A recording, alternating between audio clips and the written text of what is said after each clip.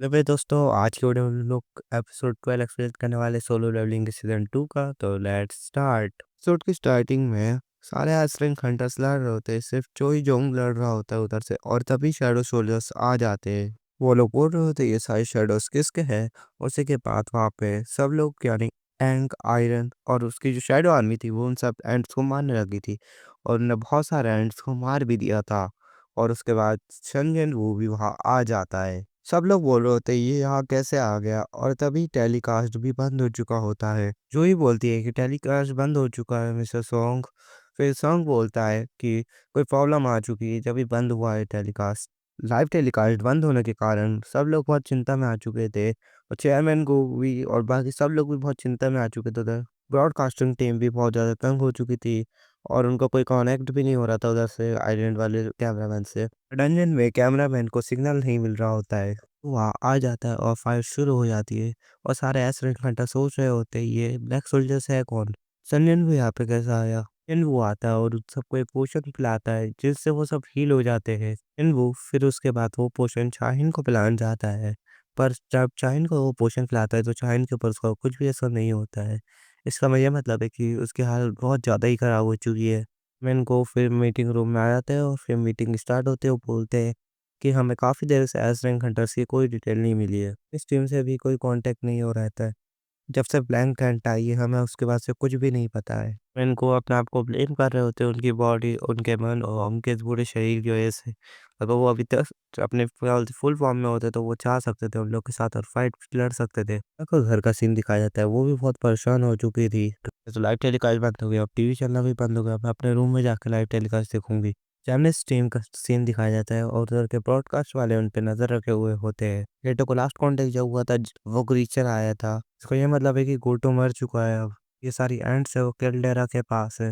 Notice करता है जो एलिट सोल्जर्स है वो सारे अच्छे से लड़ पा रहे हैं, जैसे कि आयरन, टस्क और वो सारे एलिट सोल्जर ढंग से लड़ पा रहे हैं, पर जो कमजोर सोल्जर है वो स्ट्रगल कर रहे हैं और बहुत जल्दी आगे आ रहे हैं। होता नंबर बढ़ा दो सोल्जर्स का, पर वो उन सब लोगों के सामने नहीं बढ़ा सकता था। शिन्हो उन सबको कारगन के पीछे रहने का कहते हैं, आगे बढ़ेगा और सबके लिए रास्ता बनाएगा। वो सोचता है कि अब मैं इन सारी एंड्स को राइज कर दूं, पर जिनको के देखते से ही वो सारी एंड्स भाग जाती है वहां से, भाग जाने लगती है वहां से। फाइनली बेरू आ चुका है, और उसका ऑरा कुछ ज्यादा ही खतरनाक ऑरा था। बेरू बोलता है कि जो तुम्हारा बाहर था वो कोई किंग नहीं था, और कोई तुम्हें जैसे किंग कहते हो तुम आगे बढ़ने की कोशिश करता है, पर मांग डोंग से उसको रोकने की कोशिश करता है, पर जिन जब भी आगे चल जाता है वो बेरू के सामने जाके खड़ा हो जाता है, और बेरू पूछता है तुम हो ह्यूमन के किंग्स। इन उसका मजाक उड़ाते हुए ये कहता है कि कोई कीड़ा बात भी कर सकता है तो बड़ी कमाल की बात है, और तभी कैमरा मैन का सिग्नल ही आ जाता है का स्टार्ट हो जाता है। दूसरे सीन में हमें लाइव टीवी वाली टीम दिखाती है जो बोल रही होती है अब हमें वापस स्टार्ट करने दीजिए, अच्छी टीआरपी मिलेगी, और वो लोग वापस स्टार्ट कर देते हैं। देख लेते हैं कि बेरू को सामना संग जेन वू करने वाला है। सारे लोग शौक हो जाते हैं कि संजय वू से लड़ने वाला है। बेरू था उसने जिन वू के मुंह पे एक जोरदार पंच मारता है, वहाँ पे अपनी धूल ही धूल हो जाती है कि उसने उसको अंडर एस्टिमेट कर दिया। जब चोई आपने जाके खड़ा हो गया, और उसका चोई चोंग बोलता है कि वो बस एक मिस टाइप हंटर है, वो आगे क्यों गया। उसके जेडू को दिखाया जाता है जिसको एक खरोच भी नहीं आती। रूलर हैंड्स का यूज करके ये बेरू पे अटैक करता है, और बहुत ज्यादा ही ताकतवर अटैक करता है बेरू पे। तो ये पक्का मेस टाइप का हंटर ही तो है ना। सर का काफी ज्यादा खतरनाक लड़ाई शुरू हो गई। तो सर का बेरू पे कोई असर नहीं होता है, क्योंकि उसका जो अस्वस्थ स्केलेटन था वो बहुत ज्यादा ही मजबूत था, ज्यादा ही टफ था। मैं था वो एक एरे एक घंटा था, उसकी तक वाइड लग चुकी थी, इतना ज्यादा मारने का फोर्स था उन दोनों के बीच में। वो कैमरामैन बेहोश होने वाला था, पर वो जैसे जैसे खुद को संभाल रहा था। बीच में बहुत ज्यादा खतरनाक फाइट शुरू हो जाती है, और उसके बाद बेरू और जिन्नू के बीच में बहुत ज्यादा हाथों की लड़ाई होने लगती है। वीरू होता है वो कुछ जीप से निकालता है और हंटर संग के मुंह पे मार देता है, जिससे उसको एक खरोच आती है जो एक पॉइजन टाइप का होता है, जो खाना के साथ मिलने से बहुत ज्यादा ही खतरनाक हो जाता है। बोलता है, तुमने मुझे काफी ज्यादा अच्छी टक्कर दी और अब तुम मरने वाले हो इंसान। दूसरी ओर चेयरमैन का सीन दिखाता है, जो जापान का चेयरमैन था वो काफी ज्यादा टेंशन में था। फिर वो अपने चाइल्ड एरा में वापस जाने वाला है, हो रहा है उसको पता नहीं चलता है कि कोरियन टीम अभी जिंदा है, कि कंपटीशन में है।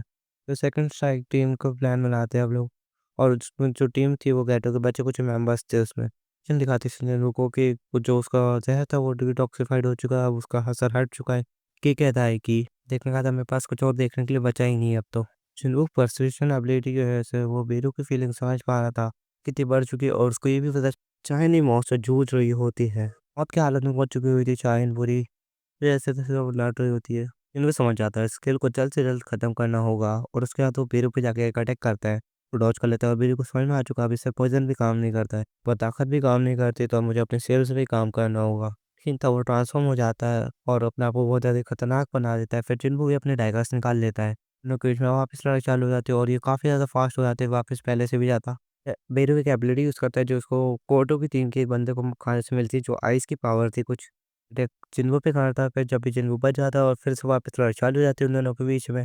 फिर इतनी आ जाती है कि बस उनके बीच में जो लाइट दिख रही थी उन लोग को, और एक ही लाइट वही दिख रही थी और कुछ नहीं दिख रहा था। उन लोग की फाइट इतनी स्पीड में हो चुकी थी, वो लोग की साइड बार रही थी और उसके बाद बेरू जिन्हों के आंखों पे अटैक करने वाला तो बहुत खतरनाक। जिन्हों को एक नोटिफिकेशन आती है मिशन अपग्रेड करने का, नोटिफिकेशन आता है। जिन्हों अपने अटैक को अपग्रेड करके बेरू को एकदम इतने डेंजरस तरीके से मारता है उस टाइम पे, डर लगता है और वो वहां से भाग जाता है, उसको हील करता है थोड़ा बहुत और फिर जब वापस आता है जिन वो उसको काट के पंख काट देता है और वो नीचे गिर जाता है। फिर उसका और करने लगता है करता है। उसके बाद सारी जो भी वो एंड्स थी वो जिन वो अटैक करने वाली होती है वो अपने शैडो वो सोल्जर्स को बुला लेता है और वो एंड्स की बैंड बजाने लगते हैं सारे शैडो सोल्जर्स। फिर वो बोलता है मैं तो पहले ही उसमें हुआ था क्योंकि मैं सबसे ताकतवर, मैंने जिनसे भी लड़ाई करी मैंने सबको मार के खा लिया, उन सबको खा लिया और मैंने तो ताकतवर बन गया, पर मैं इस इंसान को नहीं हरा पा, भी बाका नहीं कर पा रहा हूँ उसका किंग तो उसको होना चाहिए था, कुछ भी नहीं कर पा रहा है, चांस ही नहीं उसके सामने जीतने का, उसको भागना ही पड़ेगा। भागने की कोशिश करता है पर जिन वो अपने अथॉरिटी का यूज़ करके उसको नीचे कर देता है वापस, तो वो जाने लगता है और उसके बाद फिर जिन्हों का म्यूटेशन स्किल वाला जो एबिलिटी थी वो पीक पे जा चुकी थी उसके, खतरनाक स्लैश मारता है एकदम लगातार जिससे बीरू मर जाता है। सारी एंड्स थी वो डर के भागने लगती है और जिन्हों को नोटिफिकेशन आता है उसने अपने एनिमी को हरा दिया है। फिर से चाइन के पास आता है, जिन्हों को समझ नहीं आ रहा था अब वो क्या करे, जब भी उसको याद आता है कि जो उसका एलेक्सर ऑफ द लाइफ है जिसे उसने अपनी मॉम को सही किया था। हर रिकवरी हेलीकॉप्टर था पर उसको वहां तक ले जाने में चाइन की जान को खतरा था, इसलिए वो एलेक्सर ऑफ द लाइफ चाइन को पिला देता है। पर उसका कोई असर नहीं होता है चाइन पे क्योंकि उसकी जो स्पिरिचुअल एनर्जी थी बहुत कम हो चुकी थी। समझ नहीं आ रहा था अब वो क्या करे और यहीं पे हमारा एपिसोड खत्म हो जाता है। तो अब आज की वीडियो के बस इतना ही, तो थैंक्स फॉर वॉचिंग।